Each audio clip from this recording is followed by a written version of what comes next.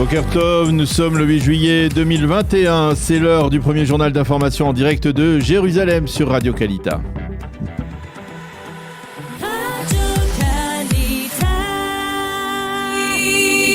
Et oui, direction de studio à Jérusalem avec notre correspondant Daniel Haïk. Bonjour Daniel, et ce matin à la une de l'actualité, c'est le coronavirus. Le cabinet restreint de lutte contre la Covid-19 a décidé en Israël de prendre hier une mesure qui risque de modifier les plans vacances de nombreux Israéliens. Oui, Boker Tov, Ilana, le cabinet Corona a en effet décidé d'imposer une mise en quarantaine pour tous les Israéliens de retour de l'étranger, même s'ils ont été vaccinés, et ce jusqu'à ce qu'ils reçoivent les résultats du test PCR qu'ils effectueront à l'aéroport Ben Gurion en atterrissant. De même, le cabinet restreint a également imposé un test PCR pour toutes les personnes qui veulent pénétrer dans des maisons de retraite ou dans des centres aérés. Hier, le ministère de la Santé a annoncé que si le rythme actuel de la contamination devait se poursuivre, eh bien, on devrait recenser d'ici les 2 prochaines semaines plus d'1 millier de malades au quotidien. Hier, on en a recensé quelques 320 malades avec un taux de contamination de 1,42%. Le cabinet envisage également la reprise de l'utilisation du passeport vert dans des lieux fermés en Israël. À noter enfin qu'hier, on a recensé à l'arrivée à l'aéroport Ben Gurion 53 malades positifs de retour de l'étranger. Un tiers d'entre eux étaient vaccinés 2 fois du vaccin Pfizer.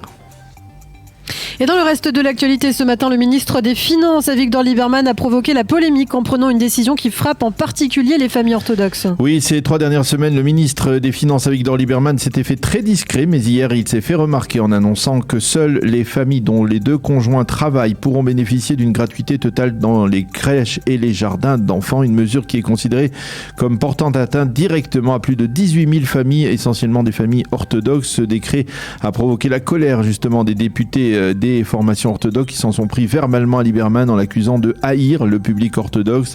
La présidente de la coalition, la députée Yamina Idit Silman, a décidé de monter au créneau et de tenter de tout faire pour atténuer ce décret ou même peut-être éventuellement le reporter.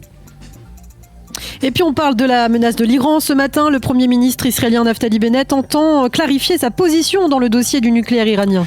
Oui, et c'est la raison pour laquelle il a décidé de réunir une cellule qui sera chargée de ce dossier. L'objectif de Naftali Bennett sera de présenter au président Biden une position claire et précise du gouvernement israélien dans ce dossier lors de la rencontre qu'il doit avoir avec le président américain vers la fin du mois de juillet à Washington. L'une des questions se rapportera à la position officielle du gouvernement vers le renouvellement de l'accord de Vienne. La première réunion de cette cellule de crise s'est tenue en début de semaine en présence du chef d'état-major, du chef du Mossad, David Barnea, et du chef du Shin Bet, Nadav Argaman, mais également en présence des ministres Yair Lapid et Benny Gantz.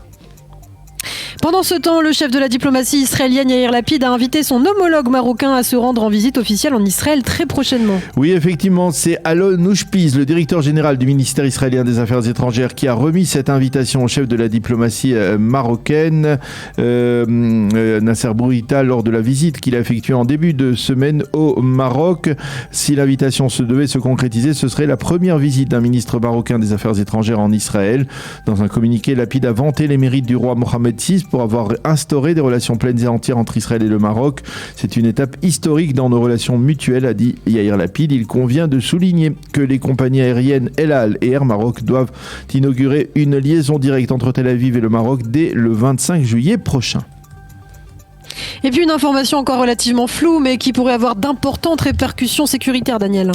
Oui, il s'agit d'une information qui se rapporte à la censure militaire, une censure militaire qui a accepté de lever en partie le voile sur l'arrestation d'un citoyen israélien qui serait soupçonné de graves infractions et d'atteinte à la sécurité de l'État. Cet Israélien, dont on ne connaît pas l'identité, serait détenu actuellement par le Shin Bet, et ce, depuis plusieurs semaines. Il n'aurait pas été autorisé à rencontrer son avocat.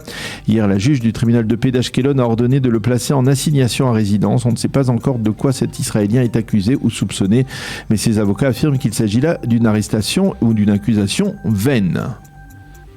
Et puis pour terminer, on parle de la démolition d'une maison de terroristes, Daniel. Oui, effectivement, l'information est tombée il y a quelques minutes à peine. L'armée israélienne a annoncé que Tsahal avait démoli durant la nuit la maison de Muntasser Chalabi, le terroriste responsable de l'assassinat de Yehuda Guetta. Il y a près de 2 mois, au carrefour de Tapouar, dans le nord de la Samarie, le terroriste était citoyen américain.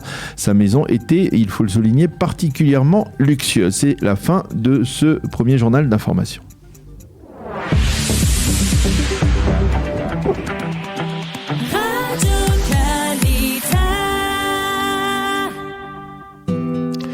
Une page météo pour terminer ce premier journal d'information. Le temps sera toujours ensoleillé avec une légère fluctuation des températures. Il fera aujourd'hui 32 degrés à Jérusalem, 30 à Tel Aviv et 42 degrés à Eilat.